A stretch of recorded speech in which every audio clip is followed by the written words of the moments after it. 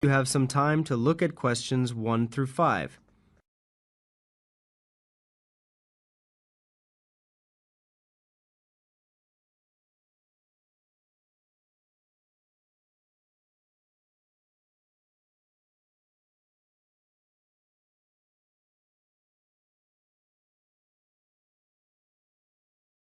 Now we begin. You should answer the questions as you listen, as the recording is not played twice. Listen carefully to the conversation and answer questions 1 to 5. School of Architecture, Professor Bert's office. Oh, good morning. I was wondering if you could give me some information about the forthcoming Architecture 21 conference. Dates, enrollment procedures, costs, that sort of thing. Well, the conference runs from the 18th to the 20th of October. 18th to the 20th of October. Oh, good. I'll still be here then. And, where exactly is it being held? Is it at the university, as in previous years? No, it's actually being held at the Pacific Hotel. We've rather outgrown the university conference facilities, so we've opted for this new venue. Right. Paradise Hotel. No, the Pacific, that's Pacific. Oh, right. And presumably we can get accommodation at the hotel? Yes, but you'll need to contact them direct to arrange that. I'll give you the number for hotel reservations. Have you got a pen ready? Yes, go ahead. It's area code 07 and then 9333 2266. And what's the registration fee? Individual fees are $300 for the 3 days, or $120 a day if you only want to attend for 1 day. Are there any student concessions? There's a 50% concession for students, so that's $150 for the 3 days, or $60 a day. And am I too late to offer to give a talk? Oh, I'm pretty sure you've missed the deadline for that. Oh, really?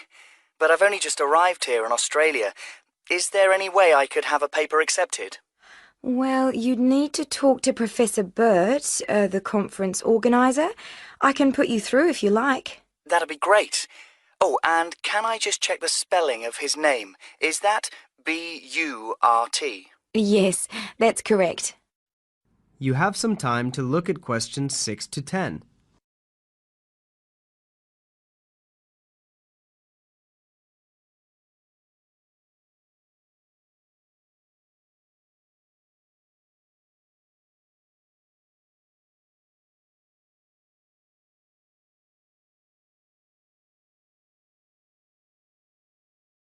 Now listen carefully and answer questions 6 to 10. Professor Burt speaking. Oh, hello. My name's John Helston. I'm an architecture student at London University. I'm here in Australia for 3 months, looking at energy-saving house designs. Right. I'm interested in giving a talk on my research at the conference, but I believe I may have missed the deadline. Well, strictly speaking, you have. The closing date was last Friday. Oh, no. But we may be able to include your paper if it fits into our program. But you'll have to be quick. OK. What do I need to do? Send me a summary of your talk. And make sure you include an interesting title for the talk. Something to attract people's attention. OK. Interesting title. Right. I'm looking at ways of designing buildings for tropical climates that don't rely on the need to include air conditioning, so I'm sure I can come up with something. Yes, quite. But remember, the outline should be no more than 300 words. Right. I'll try to keep it down to 300 words, but would 400 be okay? No, not really, because we have to print it in the proceedings and we just don't have the space. Sure. I understand. And also, can you send me a short CV, the usual stuff, name, age, qualifications, that sort of thing? Right. OK. Short CV. Actually, you can email it to me. That'd be quicker. Sure. What's your email address? Well, the best thing would be to send it to the conference administrative officer at info, that's INFO, at uniconf.edu.au. Right. I'll do that straight away. That is the end of Section 1. You will now have half a minute to check your answers.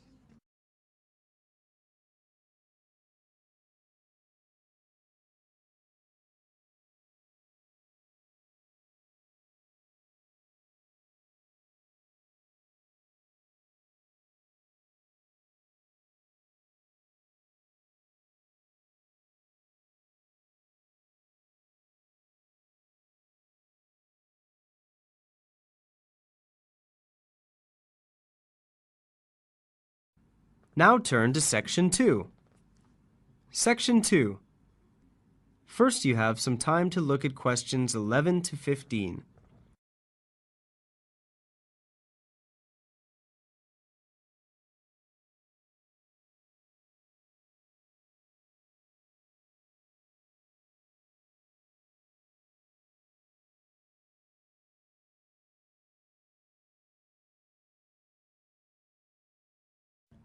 Now listen carefully to the short introductory talk and answer questions 11 to 15. Good afternoon, everyone, and welcome to Apsley House. My name's Henry James, and I'm the proprietor of this, I must say, wonderful old house. My staff and I will do all that we can to ensure that your stay here at Apsley House is both informative and relaxing. If you look at the schedule I've prepared, you will see that we have planned a number of different activities for you.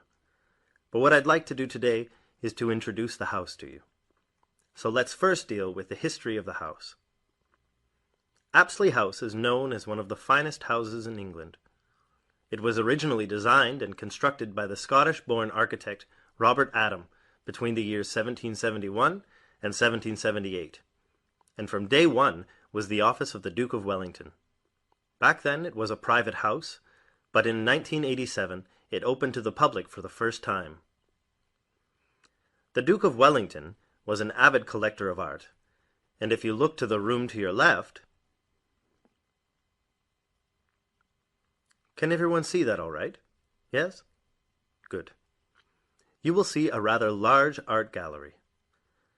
The viewing gallery is 90 feet long and houses a wide range of art from all over Europe.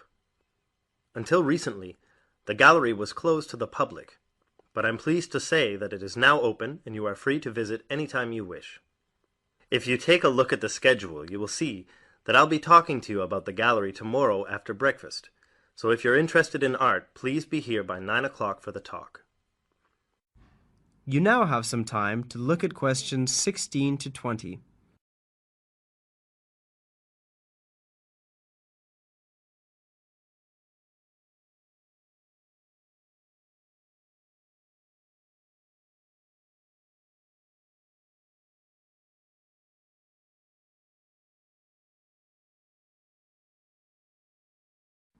Now listen to the rest of the short introductory talk and answer questions 16 to 20.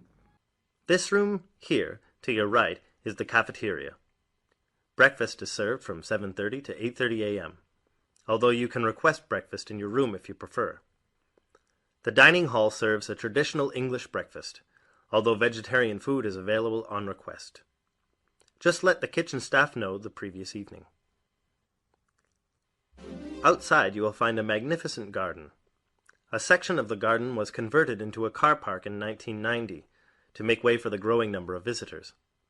Nevertheless, much of it remains and is an ideal place for you to wander and enjoy the peace and quiet, or simply sit and read.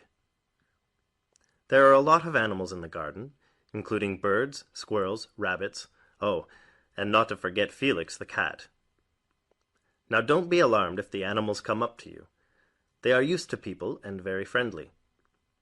Anyway, dinner will be served at 7, so in the meantime, please feel free to simply wander and enjoy the hospitality Apsley House has to offer. That is the end of Section 2. You will now have half a minute to check your answers.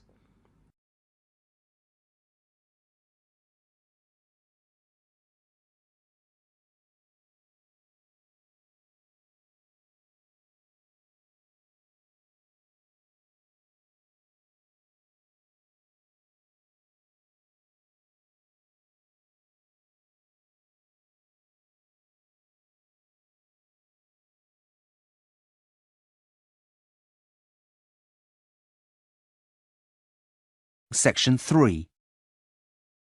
You will hear two students, Anna and Chris, talking about postgraduate courses in music. First, you have some time to look at questions 21 to 25.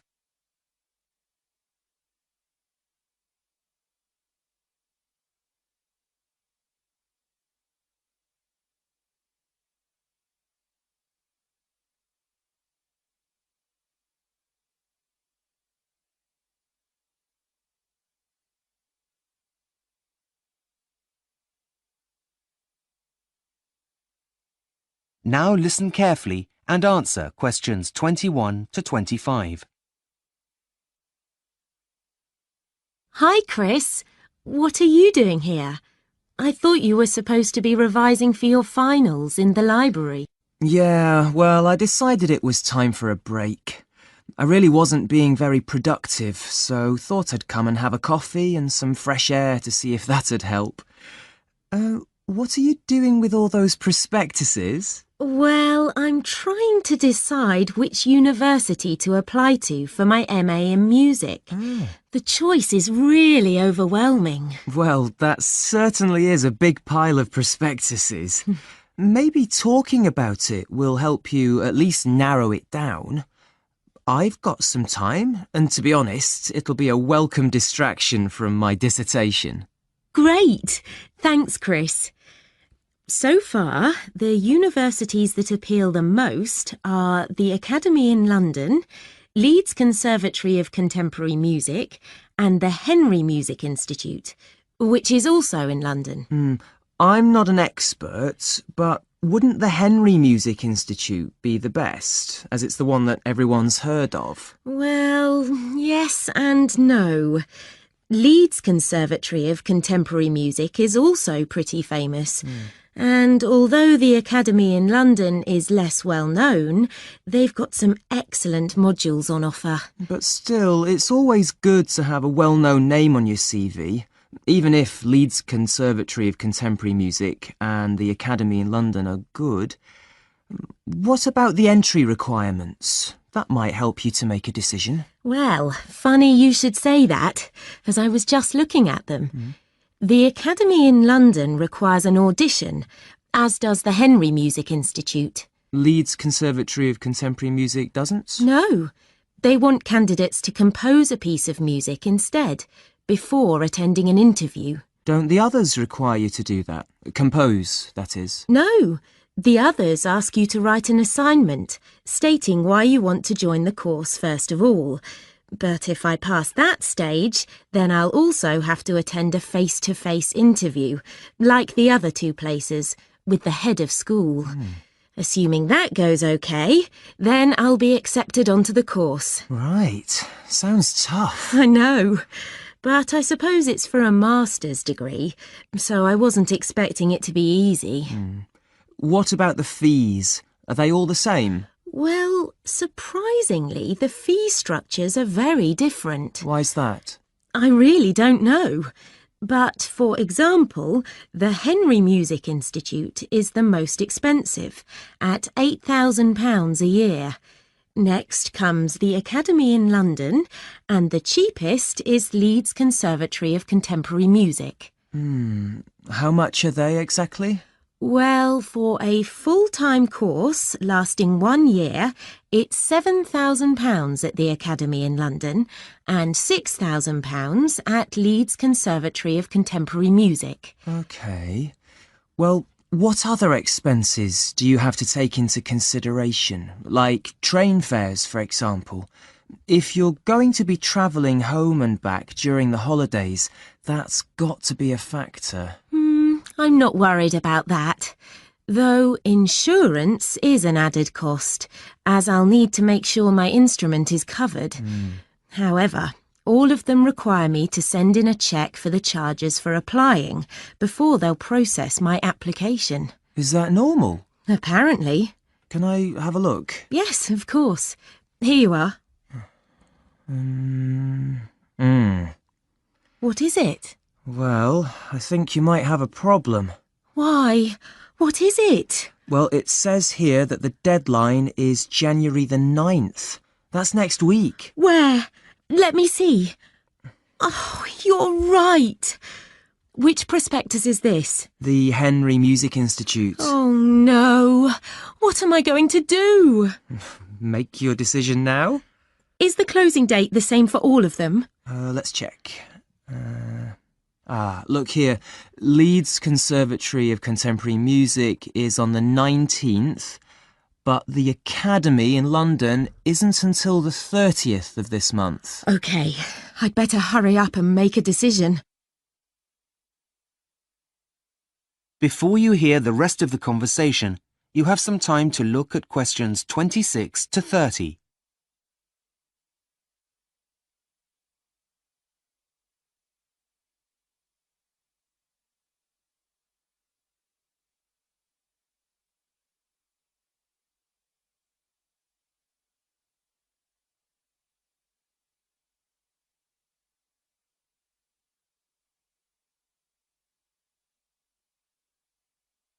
Now listen and answer questions 26 to 30. Right.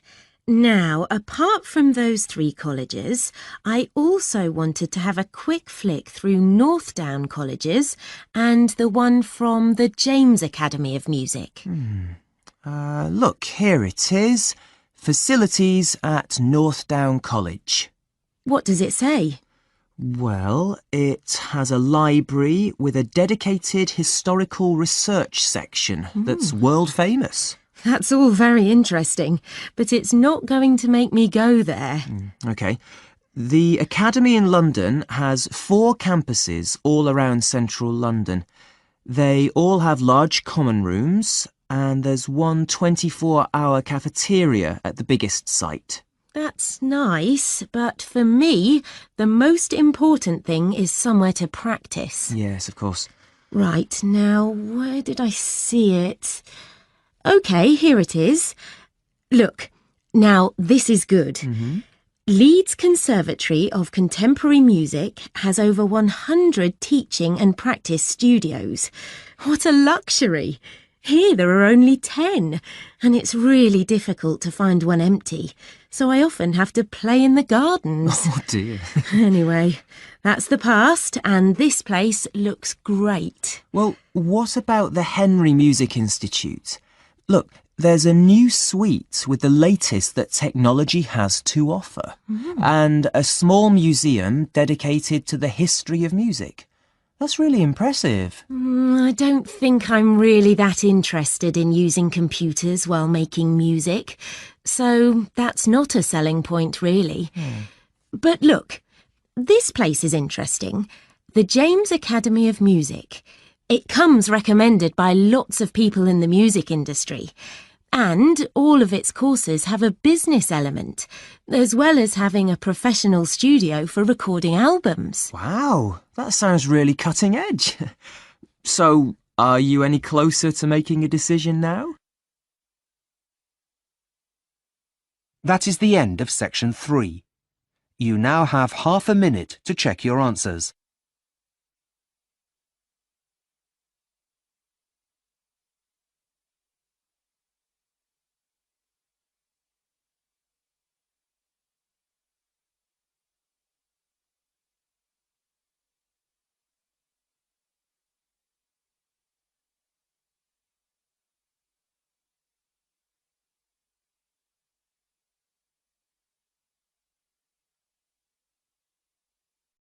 Section 4. You will hear part of a student presentation on how music and art are used in the healing process. First, you have some time to look at questions 31 to 40.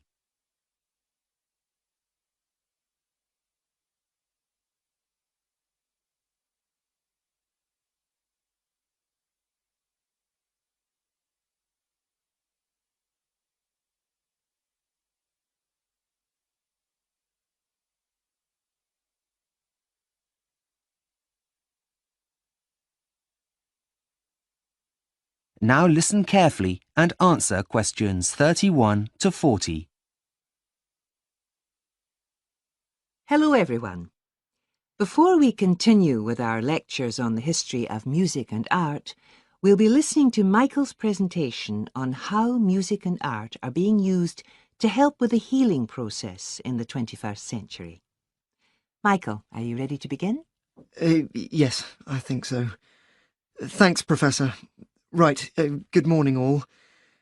As Professor McKinley just stated, I've been doing some research into the healing powers of art and music, and I'd like to present my findings to you today. I intend to demonstrate the positive effects of music and art on patients' emotional, social, as well as physical well-being. Let's begin by going back in time to the most famous of nurses, Florence Nightingale. Way back in 1860, Florence Nightingale wrote in her Notes on Nursing that brightly coloured flowers and art helped her patients to recover more quickly. Although her comments were viewed with scepticism at the time, she was, we believe, the first of many health professionals to state this. Over the following years, there were many other studies that tried to prove that a link between art, music, and health exists, but very few of them were strictly controlled, so the results were variable and therefore unreliable. However, one American study was different. In the 1980s, some research took place into the effects of architecture on the recovery time of 46 patients who were in hospital for a gallbladder operation. Half of the patients were kept in hospital wards with windows overlooking some trees. The other half were left in rooms that faced onto a brick wall. It was found that the ones with a nice view left hospital a day earlier and needed fewer painkillers. This study was groundbreaking, as it was the first that used controlled conditions that could be measured statistically and without bias.